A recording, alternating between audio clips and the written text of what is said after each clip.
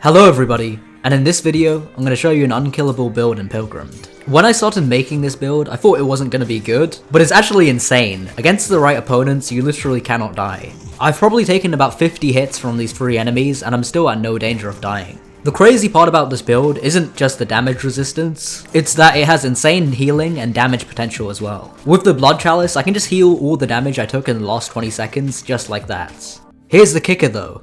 It doesn't even require you to sacrifice your damage. Since we're using the Viking set, you gain a lot of strength and do a lot of damage to bosses. Also, we use an accessory to help us do more DPS. As you can see, I'm doing around 62 damage per hit on these dummies. For the weapon, you can really use any melee weapon. I just like the scythe because the heavy attack has extra healing. And for the gem, we obviously use the blood gem to make us even more unkillable. If you want to use the scythe, go watch my video on how to get the haunted scythe. If not, then maybe you can replace it with like a battle axe to fit the Viking theme of this build. Let's get into the skill tree first. We're going to be maxing out on damage resistance, and that requires you to have Juggernaut aced, and also it requires you to have Vexation aced. I know a lot of people don't like the skill because it halves your max HP, but the way the math works on the skill is that any healing that you do is effectively increased by 50%. I know that sounds strange because the tooltip does say that your healing is reduced, but since you gain damage resistance, your health points are worth more, so it's actually increased. Obviously we want tank haste as well just for the extra HP. And then for the final 2 points you can either use athlete or focused. So let's talk about the items now. For the helmet, we're going to be using the Viking helmet. This will give us a bit of defense and strength, but more importantly, it gives us the 15% bonus damage against bosses from the set bonus. If you want to replace this, you can replace it with something like the Bulwark helmet. For the armor piece, we also go for the Viking. This gives you 15 defense and 20 strength, and the set bonus as well. Obviously, we're not using Patchwork for this melee build because we're trying to be tanky, and Patchwork reduces your defense. For the traits on both of these, I'd recommend getting Wonderful, because this build benefits from having every single stat. Defense obviously makes you tankier, Dexterity makes you swing faster so you can heal faster, Strength lets you heal more damage per hit, Agility lets you run faster, and Intellect lets you use Blood Chalice more often. For the first and most important accessory, we're using the Elite Shield. This just reduces the damage that you take by 15% and gives you 8 defense. There are also other shield type accessories, but they're all worse and you can only have one equipped. On this build, we're going to use the Illustrious Charm, which is necessary for tank builds. It gives you 10 defense and extra regeneration. For the next item, which gives you the most healing, you're going to use Blood Chalice. This will give you 25% of your health back, or even more because you're using Vexation, at the cost of 25 mana and minus 75% health regeneration. Our next item is the Monk Beads. And if any accessories are replaceable in this build, this is the one. It's not amazing, it just increases your regeneration when you're standing still. If I were you, I would replace this with the Black Belt, which you can get from the green merchant guy. That makes it so that you have a 20% chance to dodge attacks, and you'll just take way less damage. And for the final accessory, which is a DPS option, we're using the Combo Gloves. This makes it so that the last hit of your combo gives you a 10% damage buff.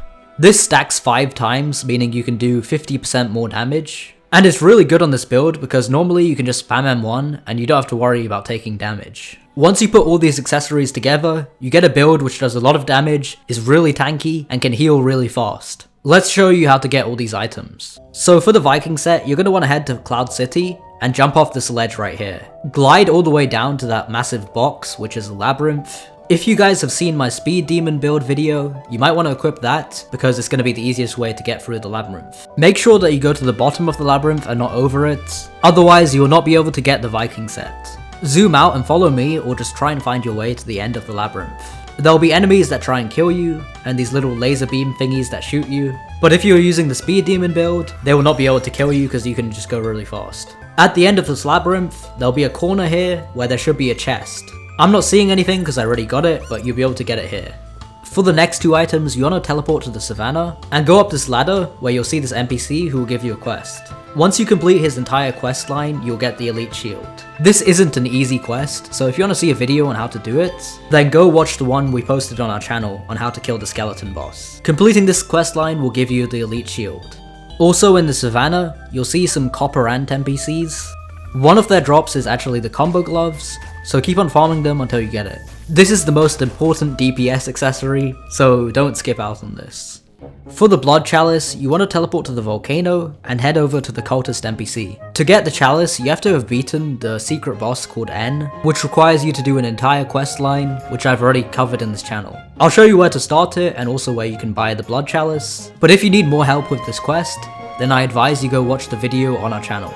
I believe it's something titled like Pilgrammed N's Quest. So this is the NPC who gives you the quest and also sells you the Blood Chalice. For the monk beads, we're gonna head to the mountain and travel to the peak of the mountain.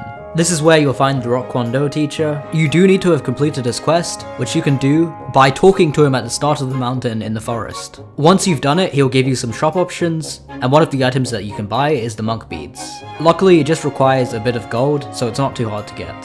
For the final item, the Illustrious Charm, you want to head to the desert and talk to this NPC who's at the left hand side. He will sell you this item called the Unstable Crystal, which you can get for a bit of gold, some Chaos Essence, and some Arc Energy. You can get Chaos Essence by killing the King Sampod, and Arc Energy by killing the Archmage. So once you've gotten the Unstable Crystal, head over to the spawn, gather some friends or do it in a public server where there are people, and use the crystal to summon the evil army. You'll be tasked in defending this king NPC, and if you're able to survive to wave 10, then you'll be rewarded with the Illustrious Charm. This can be really hard to do solo, it's actually very difficult. So I recommend using an AoE build like the Scythe build, and use this glitch to carry the king with you on the Sampod. You can bring him back to the spawn like this, and the reason why that will help you is because there's an NPC defender at the spawn who will help guard your king, so you get 2 extra helpers. I recommend dragging the king away from any serious trouble, and using your mount to travel while using the Scythe heavy attack. The most difficult wave in this game mode, which you want to look out for, is the one where they spawn witches and frogs. The witches will target your king from miles away, so try and occupy and distract them. It might take a couple of tries to get to wave 10, but it's definitely worth it. So now that you know how to get all the items, let's talk about how you actually use this build. Essentially, you have really high damage resistance, normal attacks just won't hurt you, so what you want to do is just stand in front of a boss and then hit it until it dies. If you get really low, then you can use the Blood Chalice to heal and parry when you need to. Certain attacks will go through your armor, like the old fart head slam attack will do like 100 damage to you. So you just want to try and memorize what those attacks were, and then parry those and then let the other attacks hit you. You always want to keep your combo glove stacks up so you can do a lot of damage. Sometimes this means you'll be swinging at the air so that you can hit the third hit. This is really important because it's where 50% of your damage comes from. And the more damage that you're doing, the more damage that you're healing. Ideally, you don't want the monk beads because normally you're going to be running around the place anyways. So if you guys can get your hands on a black belt, then use that instead, it's really good. The Viking Set bonus, the strength that you get from the armor, and the combo glove stacks means that you'll be doing a ton of damage against bosses. Use this to your advantage because it allows you to heal more. Honestly, this build is broken and it's only countered by certain bosses, like the skeleton who have a ton of armor penetration and can reduce your healing. Even the Archmage who normally just one-taps you on this level is barely doing any damage to me. So yeah, I really recommend this build, it's really easy to use and it's fun as well. And that's it for this video.